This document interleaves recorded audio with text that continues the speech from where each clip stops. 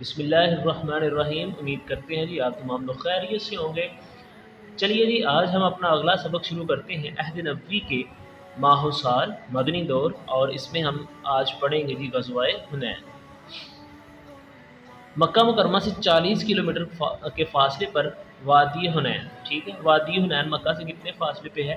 40 kilometre کے فاصلے پہ۔ مکہ سے وادی حنین کتنا فاصلہ ہے جی؟ 40 کلومیٹر۔ وادی حنین میں بنو حوازن اور بنو ثقیف کے قبائل آباد تھے۔ وادی حنین کے اندر کون کون سے قبائل آباد تھے؟ بنو حوازن اور بنو ثقیف۔ جن کو اپنی طاقت پر بڑا گمان تھا وہ مسلمانوں کی طاقت کو تسلیم کرنے پر راضی نہ تھے۔ انہوں نے فتح مکہ کے بعد ارد گرد کے قبائل کو مسلمانوں کی مخالفت پر اکسا کر اپنے ساتھ ملا لیا اور مکہ مکرمہ پر حملہ کرنے کی منصوبہ بندی کرنے لگے۔ آگے جی فتح مکہ کے بعد نبی کریم خاتم النبیین صلی اللہ علیہ وسلم مکہ مکرمہ میں 19 دن قیام کرنے کے بعد آپ صلی اللہ علیہ وسلم نے مکہ میں کتنے دن قیام کیا جی؟ 19 دن قیام کرنے کے بعد شوال 8 ہجری کو 12,000 کے لشکر کے ساتھ وادی حنین کی جانب بڑھے۔ آپ وادی حنین کی طرف کب بڑھے؟ یہاں آپ نے غزوہ حنین جو ہے وہ کب ہوا؟ 8 ہجری شوال کے مہینے میں۔ آپ کے پاس کتنا لشکر تھا جی؟ 12,000 کا۔ لشکر کی تعداد دیکھ کر بعض نو مسلموں کے ذہن میں یہ خیال آیا کہ آج کوئی طاقت ہمیں شکست سے دوچار نہیں کر سکتی۔ ان کا یوں اپنی ظاہری طاقت و کثرت تعداد پر اترانا اللہ کو پسند نہ آیا۔ ادھر دشمنان اسلام مسلمانوں سے پہلے میدان میں پہنچ کر جنگی تدابیر اختیار کر چکے تھے۔ جیسے ہی مسلمان میدان جنگ میں اترے، کفار نے اچانک حملہ کرتے ہوئے مسلمانوں پر تیروں کی بارش کر دی، جس کی وجہ سے بد نظمی پیدا ہوئی اور مسلمان اچانک اس شدید حملے سے بوکھلا گئے اور عارضی طور پر مسلمانوں کے پاؤں اکھڑنے لگے۔ اب یہاں پہ ہمارے پاس سوال ہوتا ہے کہ جب مسلمان میدان میں پہنچے تو کفار نے کیا حکمت عملی اپنائی، یا انہوں نے کیا جو ہے وہ کیا؟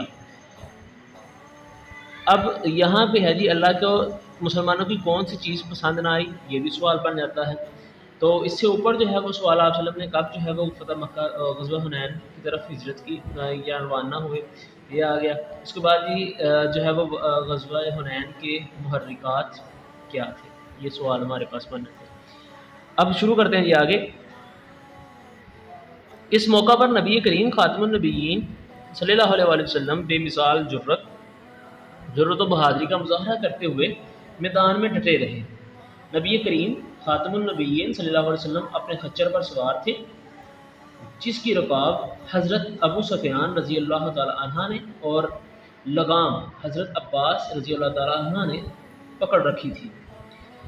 نبی کریم خاتم النبیین صلی اللہ علیہ وسلم خچر سے اترے اور طرز ذیل کلمات ادا کرتے ہوئے دشمنان کی طرف چل پڑے۔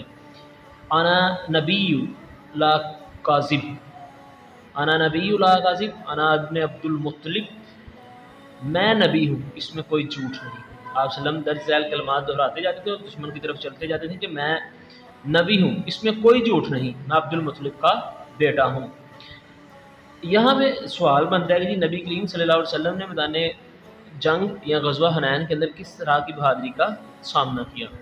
آپ اور اسی کے اندر سوال بنے گا کہ آپ خچر سے اتر کے یہاں صلی اللہ علیہ وسلم نے غزوہ حنین کے اندر کون سے کلمات ادا فرمائے؟ نبی اکرم خاتم النبیین صلی اللہ علیہ وسلم کو اللہ تعالیٰ کی ذات پر بھروسہ اور یقین کامل تھا کہ اللہ تعالیٰ ہماری ضرور مدد فرمائے گا اور دین اسلام کو غلبہ حاصل ہوگا۔ نبی کریم خاتم النبیین صلی اللہ علیہ وسلم نے اپنے چچا حضرت عباس رضی اللہ تعالیٰ عنہ سے فرمایا کہ مجاہدین کو ثابت قدم رہنے کے لیے پکاریں۔ آپ صلی اللہ علیہ وسلم نے کس صحابی کو یا کن کو جو ہے وہ مسلمانوں کو ثابت قدم رہنے کے لیے جو ہے وہ پکارنے کے لیے کہا؟ اپنے چچا حضرت عباس کو۔ چنانچہ انہوں نے بلند آواز سے مجاہدین کو پکارا اور کہا، بیت رضوان والو کہاں ہو؟ یہ آواز سن کر تمام مسلمان واپس مڑے اور تھوڑی ہی دیر میں میدان جنگ مجاہدین سے بھر گیا۔ کہ آپ کے چچا نے کس آواز سے جو ہے وہ مسلمانوں کو یا صحابہ کو جو ہے وہ پکارا؟ انہوں نے کہا، بیت رضوان والو کہاں ہو؟ یہ آواز سن کر تمام مسلمان واپس مڑے اور تھوڑی ہی دیر میں میدان جنگ مسلمانوں سے بھر گیا۔ بنو حوازن کے خلاف غمسان کی لڑائی شروع ہو گئی، جلد ہی دشمن کے پاؤں پکڑنے لگے۔ اس غزوے میں اللہ تعالیٰ نے نبی کریم خاتم النبیین صلی اللہ علیہ وسلم کو متعدد معجزات عطا فرمائے۔ نبی کریم خاتم النبیین صلی اللہ علیہ وسلم نے لڑائی کی شدت دیکھ کر مٹھی بر مٹی اٹھائی اور کفار کی طرف پھینکی۔ وہ مٹی برخاک دشمن کے ہر شخص کی آنکھ میں چلی گئی، دشمن کی صفیں بکھر گئیں اور وہ میدان چھوڑ کر بھاگ گئے۔ آپ صلی اللہ علیہ وسلم نے کفار کی طرف کیا پھینکا تھا جی؟ مٹی۔ آپ صلی اللہ علیہ وسلم نے کفار کی طرف کیا پھینکا؟ مٹی۔ اور آپ صلی اللہ علیہ وسلم کو غزوہ حنین میں کیا معاوضہ دیا گیا کہ آپ نے مٹی پھینکی اور وہ تمام کی آنکھ میں چلی گئی اور وہ میدان چھوڑ کر بھاگ گئے۔ اللہ تعالیٰ نے اس غزوے میں فرشتوں کے ذریعے مسلمانوں کی مدد بھی فرمائی۔ اس جنگ میں بھی مسلمانوں کی جو ہے وہ مدد فرشتوں کے ذریعے کی گئی۔ غزوہ حنین میں حضرت ابو طلحہ انصاری نے تنہا 30 مشرکین کو قتل کیا۔ حضرت ابو طلحہ نے کتنے مشرکین کو قتل کیا؟ 30 مشرکین کو، جبکہ مرنے والے کفار کی تعداد 300 سے زائد تھی۔ اس غزوے میں 4 مسلمان شہید ہوئے۔ اب یہ سارے MCQ ہیں جی۔ غزوہ حنین کے اندر کتنے مسلمان شہید ہوئے؟ 4۔ کفار کی کتنی تعداد جو ہے وہ قتل ہوئی؟ 300۔ حضرت ابو طلحہ نے کتنے جو ہے وہ کفار کو اکیلے جو ہے وہ جہنم حاصل کیا؟ 30۔ غزوہ حنین میں اللہ تعالیٰ نے اہل اسلام کو بے شمار مال غنیمت عطا فرمایا۔ اس مال غنیمت میں 6000 جنگی قیدی، 24000 اونٹ، 40000 بکریاں، 4000 اوقیہ چاندی شامل تھی۔ اب یہاں پہ سوال ہے کہ جی غزوہ حنین میں اللہ تعالیٰ نے مسلمانوں کو مال غنیمت میں کیا کیا عطا فرمایا؟ 6000 جنگی قیدی، 24000 اونٹ، 40000 بکریاں، 4000 اوقیہ چاندی شامل تھی۔ نبی کریم خاتم النبیین صلی اللہ علیہ وآلہ وسلم نے مال غنیمت فوراً تقسیم نہیں کیا، بلکہ 2 ہفتے تک انتظار فرمایا تھا کہ شاید بنو حوازن اسلام قبول کر لیں اور مال غنیمت ان کو واپس کر دیا جائے، لیکن ایسا نہ ہوا تو آپ خاتم النبیین صلی اللہ علیہ وسلم نے مال غنیمت تقسیم فرما دیا۔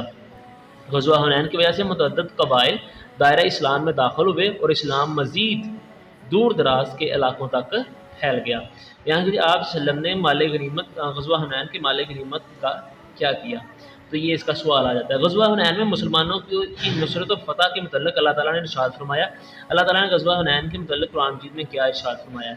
تو اس کا ترجمہ ہی لکھنا آئے گا آپ کو۔ یقیناً اللہ تمہاری مدد کر چکا ہے بہت سے مواقع پر، اور خصوصاً حنین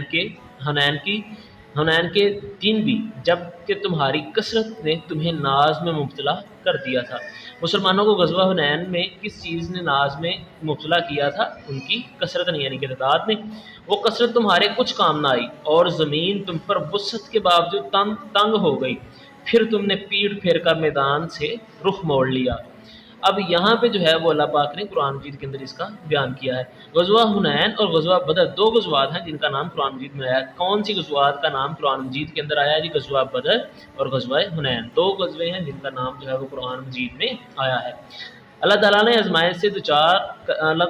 آزمائش سے دوچار کر کے بتا دیا کہ مسلمان کو کبھی بھی اپنی تعداد اور ساز و سامان کی فراوانی پر بھروسہ نہیں کرنا چاہیے، بلکہ اللہ پر توکل رکھتے ہوئے ہمیشہ عجز و انکساری کی روش اپنانی چاہیے، کیونکہ کثرت کے باوجود شکست کا سامنا کرنا پڑ سکتا ہے۔ اب یہاں پہ جی اللہ پاک نے مسلمانوں کو اس جو ہے وہ جنگ میں کیا سبق دیا؟ اس غزوے سے ہمیں سبق ملتا ہے کہ ہمیں اللہ تعالیٰ کی نصرت و مدد پر یقین رکھنا چاہیے، ظاہری مال و اسباب پر بھروسہ کرنے کی بجائے اللہ تعالیٰ کی ذات پر کامل بھروسہ کرتے ہوئے اللہ تعالیٰ سے نصرت اور مدد کی دعا کرنی چاہیے۔